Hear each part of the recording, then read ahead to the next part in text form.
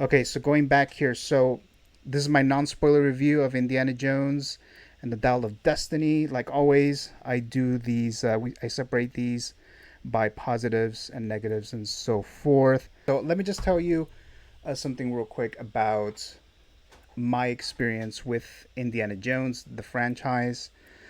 So I'm not a huge fan of the franchise of the series.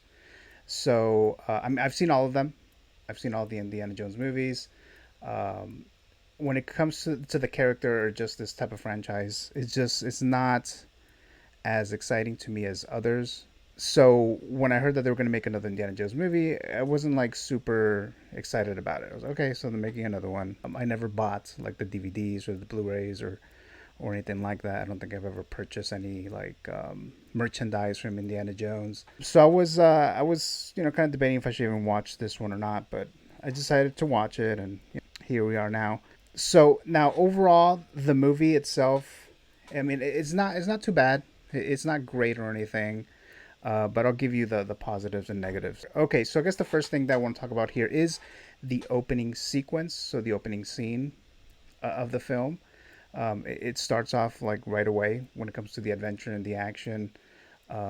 This is a non-spoiler review, so I'm not going to go into details. So, but yeah, it starts off right away with a good adventure and things like that, and everything was seems to be kind of fun right off the bat. The actor, so Harrison Ford. So Harrison Ford, obviously, he's always great. He always delivers when it comes to his acting chops.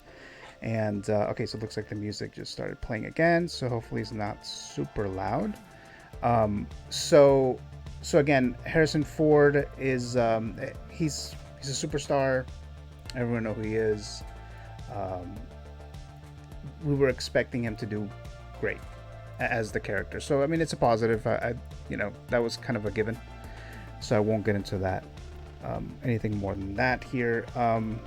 Another positive here is we have Mads Mikkelsen. I believe that's how you pronounce the name. So the villain of the film. He's a strong factor, and this actor, you can expect whatever character he plays to be threatening, and obviously the acting chops is never an issue with him.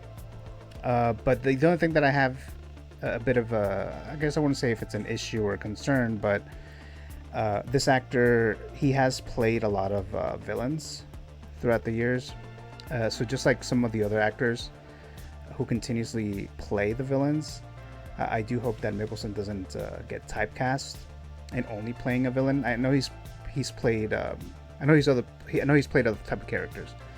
I mean, I can think of some multiple roles that he's played the bad guy, like he was in Casino Royale, Doctor Strange, Secrets of Dumbledore. He even played Hannibal Lecter at one point. So he's played a lot of villain roles. So he's definitely going to deliver. I'm sure that's why they cast him as the villain here, and he was a good choice when they needed to replace Johnny Depp in the Fantastic Beasts: Secrets of Dumbledore. So they got him to take that spot, and he's great. He's great as a villain, and he's a great actor. So he's always a positive when it comes to his performance or his addition to any movie. Okay, so the other thing here, another positive, is the mystery around the dial. So I did find it to be pretty interesting. It's not the best from all the other what do you call them, MacGuffins in the indie franchise, if you want to call the other items in the previous indie movies MacGuffins. Maybe you don't see it that way, but I'll just call them that, at least for my case here. So I mean, it was cool. What it does and everything, the idea of what it does, and what you try to learn as to what it does or what it doesn't do. The concept, the idea, it's interesting, and they usually have a good situation like that when it comes to the MacGuffins and indie and all the other indie movies. So this was cool. So I did like that. That was a positive of this film. Now let's get to the negatives. So we have the negatives of Indiana Jones and the Dial of Destiny. So again, no spoilers here, but let me just mention this right away here. So we have the actress Phoebe Waller-Bridge, her character. So she wasn't my favorite. Um, I could see her being.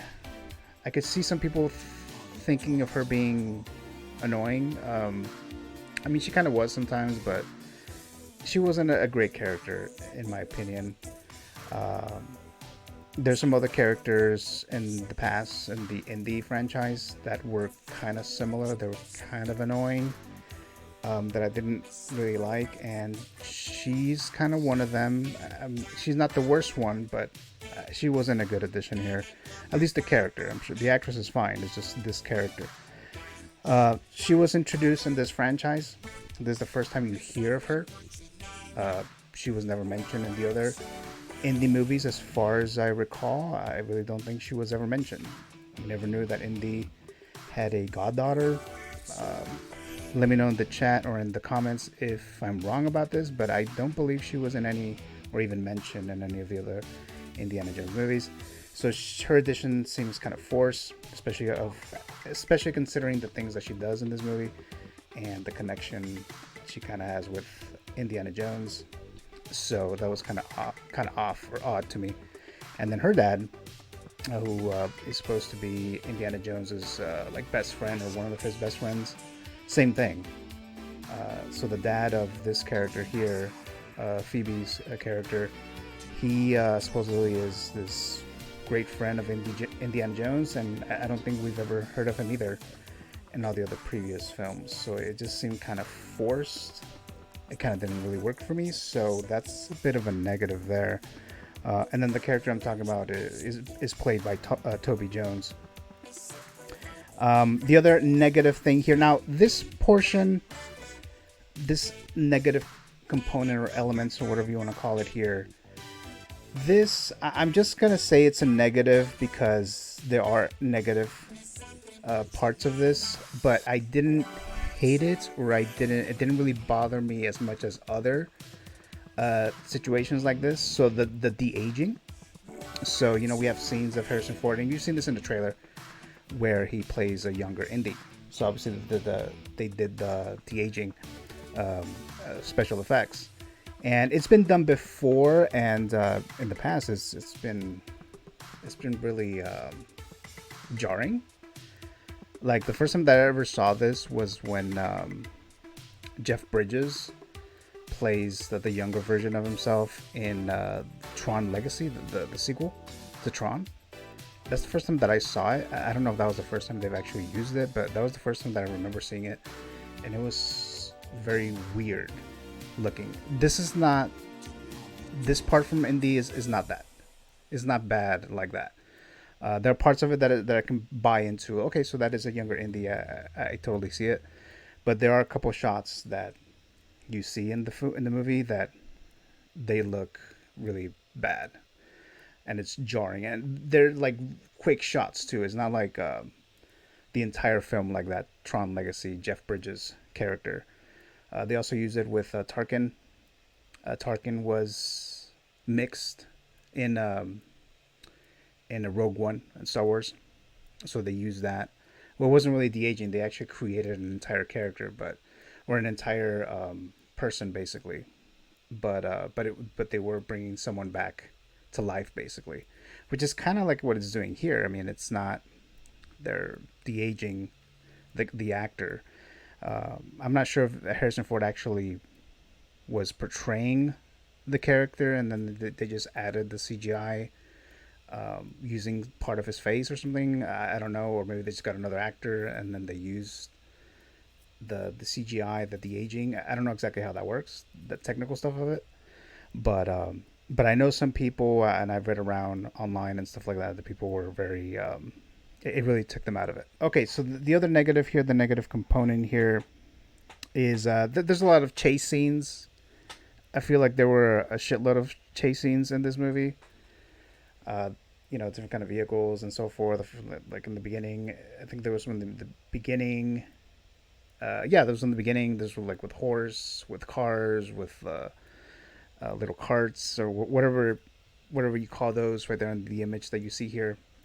I think they were in I think Nepal, I believe, or or Morocco. I think they were in Morocco.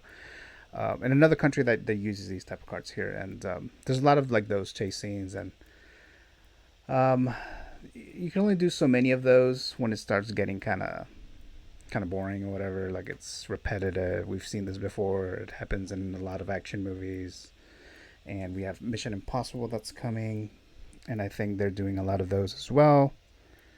So I mean, it just becomes a negative thing if they do it too much.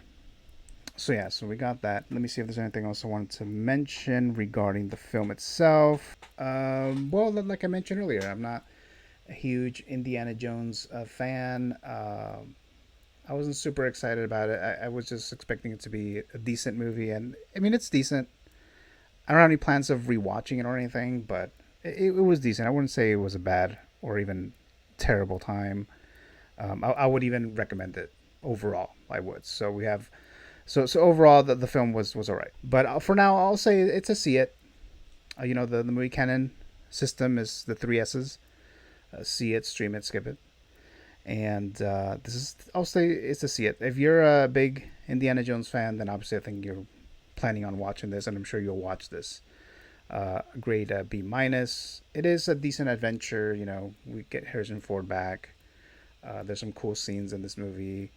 The beginning of the movie and the third act, and I don't mean like the very last scene of the movie. I mean like the actual third act, like the main sequence towards the end. Those two were really good, so I did like that, which kind of like elevates the movie more, and that's why it kind of came down to this grade. So that's what we have here. So that's Indiana Jones and the Dial of Destiny.